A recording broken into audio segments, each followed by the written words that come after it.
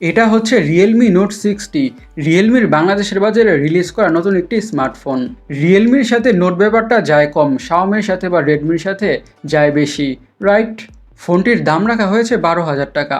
12,000 টাকার প্রাইস রেঞ্জে অ্যাকচুয়ালি ডিভাইসটা কেমন, ফোনটি পারচেস করা অথবা কিনা উচিত হবে আর কিনা উচিত হবে না, সব কিছু নিয়ে কথা বলবো। Let's talk about each and everything about Realme Note 60। প্রথমে ডিজাইনের কথা বললে, ডিজাইনটা হচ্ছে টিপিক্যাল গ্রেডিয়েন্ট বা গ্লসি ফিনিশ।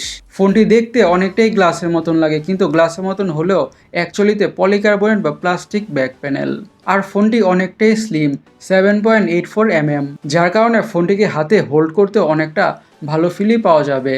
ফোনটিতে আরও থাকছে IP64 dust and splash resistant, থাকছে রিইনফোর্সড গ্লাস, ড্রপ রেজিস্ট্যান্ট এবং ইউজ করা হয়েছে ডাইকাস্ট অ্যালুমিনিয়াম চ্যাসিস। সিম্পলি এক কথায় বলতে গেলে ফোনটি খুবই ডিউরেবল। 12,000 টাকার প্রাইস রেঞ্জে one of the most durable স্মার্টফোনগুলোর মধ্যে একটি। Now let's talk about display. ডিসপ্লেটা হচ্ছে 6.74 ইঞ্চের HD+ বা 720p IPS ডিসপ্লে উইথ 90 হার্জের রিফ্রেশ রেট। আরও থাকছে 560 নিটসের পিক বা ম্যাক্স ব্রাইটনেস। এই প্রাইস রেঞ্জে বা এই দামে HD+ প্যানেলটাই কমন বা স্ট্যান্ডার্ড, সো সেই বিষয়টাকে নিয়ে কমপ্লেন করছি না। কিন্তু এটিও ঠিক, HD+ প্যানেল হওয়ার কারণে কন্টেন্ট বা ভিডিওস ওয়াচ করার সময় কিছুটা হলেও তো শার্পনেসের ঘাটতি লক্ষ্য করতে হবে, দ্যাট অবভিয়াস। এই ব্যাপারটা মাথায় রাখতে হবে। কিন্তু অ্যাকচুয়ালিতে রেগুলার ডিস্টেন্স থেকে মুভিজ দেখে, ভিডিওস দেখে, সিরিজ দেখে অথবা যে কোনো ধরনের কন্টেন্টই দেখে মোটামুটি ভালোভাবে এনজয় করা যাবে।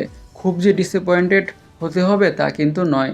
বলবো বাজেট ডিভাইস হিসাবে ডিসপ্লেটা ঠিকঠাকই আছে। ফোনটির সফটওয়্যার থাকছে Android 14 on top of Realme UI 5.0 এবং ফোনটির নচের মধ্যে নোটিফিকেশনস থাকছে। স্পিকিং অফ নচ, এই ফোনটিতে নচ না দিয়ে পাঞ্চল ক্যামেরা দিলে আরও বেটার হতো, ফোনটি দেখতে আরও বেশি মডার্ন লাগতো। কজ এই প্রাইস রেঞ্জে বা এই দামে পাঞ্চল ক্যামেরা কাটআউটটাই স্ট্যান্ডার্ড। এখন ফোনটির হার্ড বা চিপসেটটাকে নিয়ে কথা বলা যাক। ইউজ করা হয়েছে ইউনি SoC T612। এটি একটি 12 ন্যানোমিটার বেসড অক্টাকোর প্রসেসর। ফোনটির প্রসেসরটি বা চিপসেটটি খুব একটা ইমপ্রেসিভও না অথবা খুব একটা বাজেও না। এই প্রাইস রেঞ্জে বা এই দামে মিডিয়াটেকের হিলিও G সিরিজের প্রসেসর ইউজ করলে আরেকটু বেটার হতো। কিন্তু এই ফোনটি থেকে বাজেট ডিভাইস হিসেবে মোটামুটি ভালোই পারফরমেন্স পাওয়া যাবে। Day to day regular task ঠিকঠাকভাবেই করা যাবে, ডিসঅ্যাপয়েন্টেড হতে হবে না এবং হাই লেভেলের গেমগুলোকে লো টু মিডিয়াম সেটিংসে খেলা যাবে।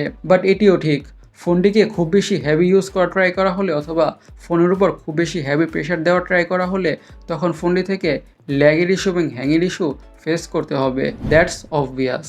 সো এটি বলা যায় যে মিডিয়াম টাইপের ইউজার্সদের জন্য ফোনটি ঠিকঠাক আছে।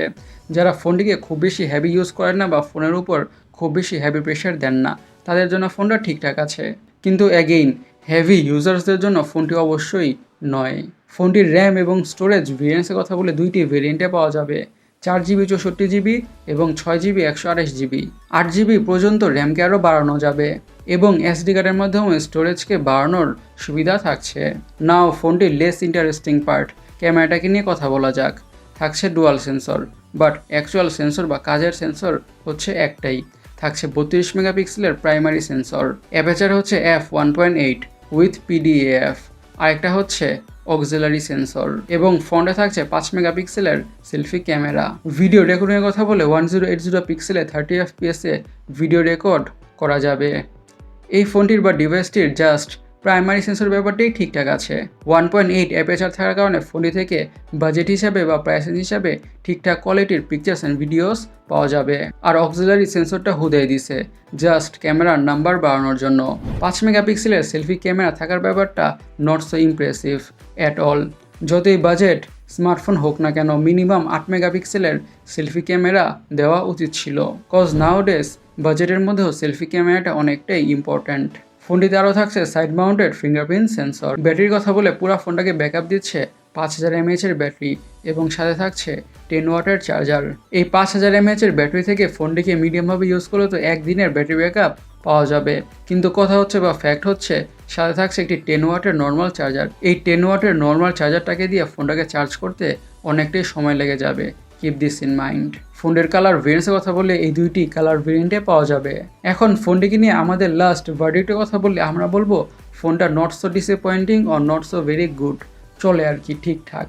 বাজেট ডিভাইস হিসেবে কনসিডার করলে বেশি কিছু কমপ্লেন করার নাই, কিন্তু স্টিল ইউ শেপের নচের বদলে পাঞ্চহোল ক্যামেরা কাট আউট দেওয়া উচিত ছিল এবং 5 মেগাপিক্সেলের সেলফি ক্যামেরার বদলে মিনিমাম 8 মেগাপিক্সেলের সেলফি ক্যামেরা দেওয়া উচিত ছিল, আর মিনিমাম 18 ওয়াটের ফাস্ট চার্জার প্রোভাইড করা উচিত ছিল।